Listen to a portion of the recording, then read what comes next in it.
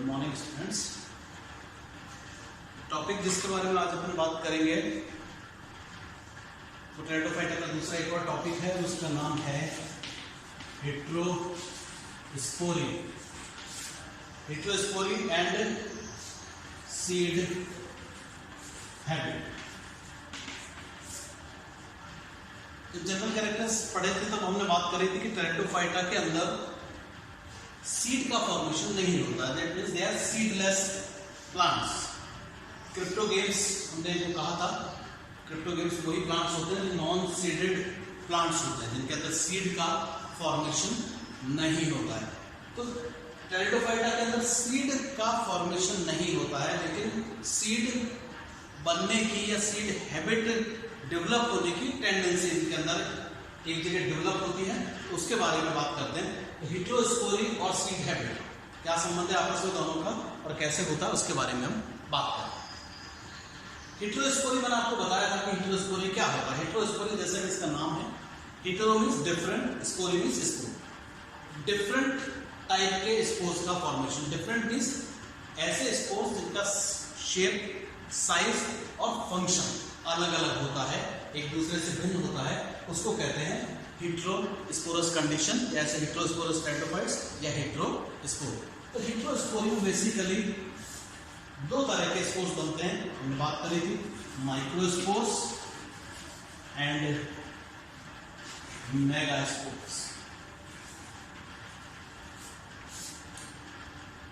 तो माइक्रोस्पोर्स और मेगास्पोर्स दो तरह के स्पोर्स यहाँ पर बनेंगे और इन दोनों का साइज में डिफरेंट होता है। जो माइक्रोस्पोर होता है वो हमेशा साइज में छोटा होता है, स्मॉलर इन साइज, और जो मेगास्पोर होता है वो हमेशा साइज में बड़ा होता है। और दूसरा इंपॉर्टेंट ये होता है कि इनका फंक्शन भी डिफरेंट। माइक्रोस्पोर हमेशा जनरेट करके मेल गैमेटोफाइट का फॉर्मेशन करता है, और जो मेगास्पोर है वो हमेशा जनरेट करके फीमेल गैमेटोफाइट का फॉर्मेशन करता है। सेक्सुअल डिफरेंशिएशन प्लांट्स के अंदर आ जाता है। ज्यादातर सारे टेरिडोफाइट्स हमारे जो हैं वो होमोस्पोरस हैं, मैंने बताया था। सिर्फ 9 टेरिडोफाइट्स ऐसे हैं जो हेट्रोस्पोरस है। जिन 9 टेरिडोफाइट्स जिनके अंदर हेट्रोस्पोरी मिलती है उनके बारे में हमने बात करी थी। वो जो 9 टेरिडोफाइट्स हैं उसमें एक सेलेजिनेला है जो हमारे कोर्स में है, आइसोइटिस है, मार्शिलिया है, साल्विनिया है, अजोला है, रेग्नेलिडियम है, पिलुलेरिया है, स्टाइलाइटिस है और प्लेटिजोम। तो ये 9 टेरिडोफाइट्स हैं सिर्फ जो कि एक्चुअल में हेट्रोस्पोरस हैं। इसके अलावा सारे के सारे जितने भी टेरिडोफाइट्स हैं वो सारे क्या हैं? होमोस्पोरस। कौन कौन से हैं? एक तो मैंने बताया था आपको, स्लेजिनेला, दूसरा आइसोइटिस, मार्शिलिया, स्टाइलाइटिस, रेग्नेलिडियम,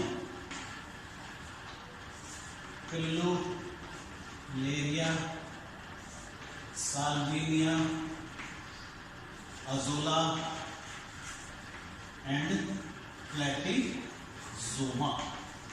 सिर्फ ये 9 टेरिडोफाइट्स हैं जो कि हेट्रोस्पोरस होते हैं, बाकी सारे के सारे होमोस्पोरस।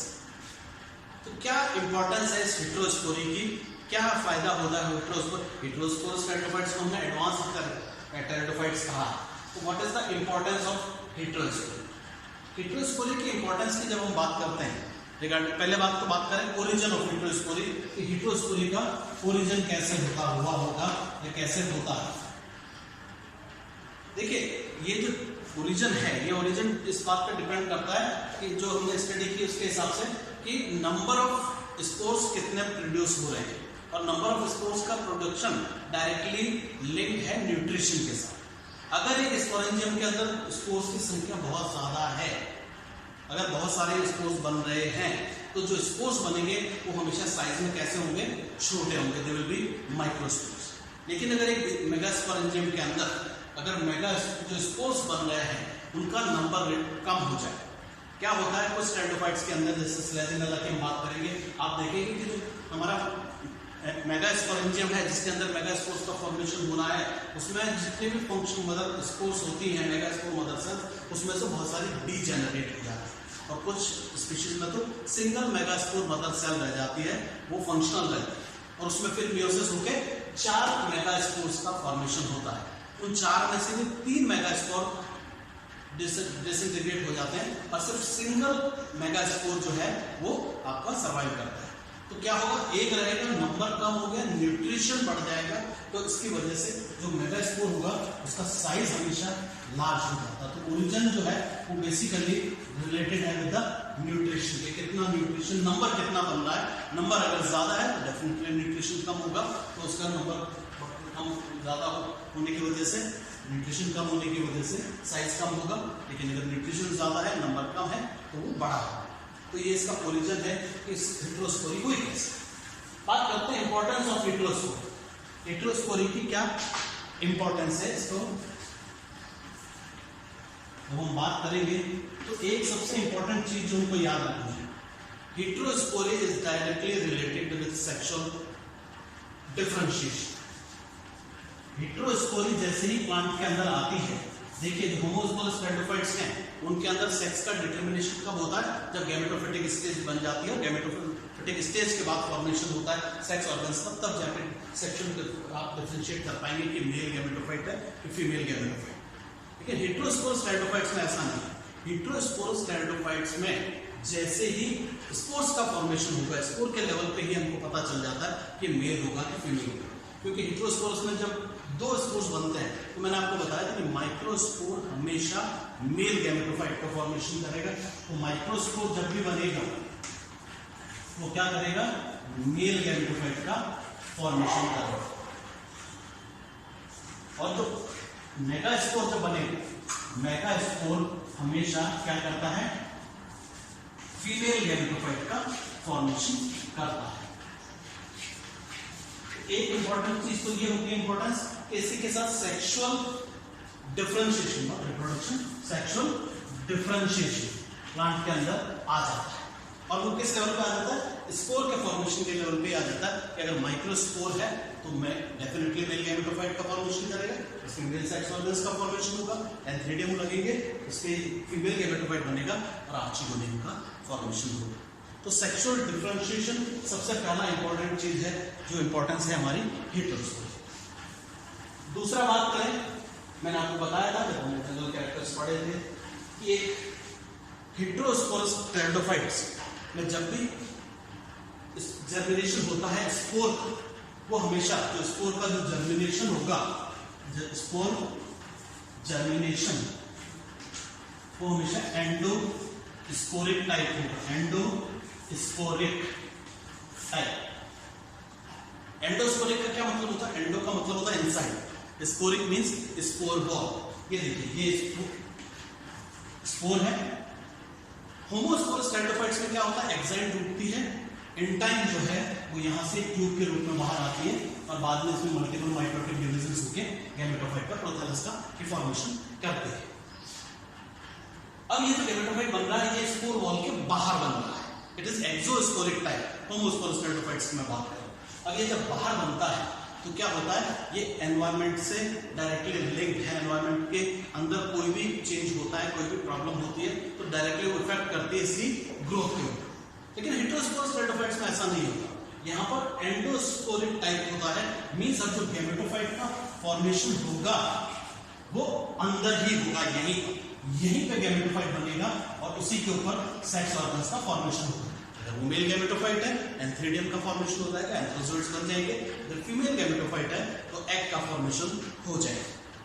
तो एंडोस्पोरिक टाइप ऑफ डेवलपमेंट जब होता है तो जो हमारा गैमेटोफाइट है वो न्यूट्रिशन के लिए डायरेक्ट, एक तो उसको मदर स्पोरोफाइट से न्यूट्रिशन मिल रहा है, वहां से उसको न्यूट्रिशन मिल गया।